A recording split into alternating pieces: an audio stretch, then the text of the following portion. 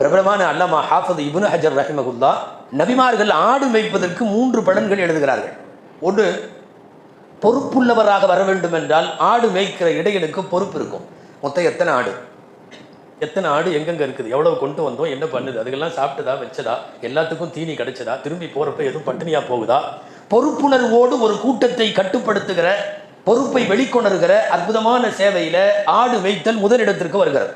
இரண்டாவது, ஆடு மேய்க்கிற போது மட்டும்தான் அதில் உள்ள சிரமங்களை தாங்க முடியும். எல்லாத்தையும் கட்டி போட்டு இழுத்து ஒன்றா வச்சு கொண்டு வந்து ஓட்டிட்டு வந்து திரும்ப கொண்டு வந்து, ஏன்னா போயிட்டு இருக்கிறப்பவே 2 இப்படி போகும். அப்போ அந்த மாதிரி எல்லாம் எல்லாத்தையும் ஒருங்கிணைத்து அரவணைத்து கொள்ளக்கூடியது வரும். மூணாவது, இரக்க குணம் வரும் ஆடு மேய்க்கிற இடையனாக இருந்தால். இந்த எல்லா குணங்களுக்காகத்தான் நபிமார்களை எல்லாம் ஆடு மேய்க்க வைத்தான். பெருமானார் ஸல்லல்லாஹு அலைஹி வஸல்லமுக்கு இந்த பக்குவம் எல்லாம் இருந்த காரணத்தால் மனித குலத்தை எப்படி கையாளுவது என்று அவர்களுக்கு நன்றாக தெரியும்.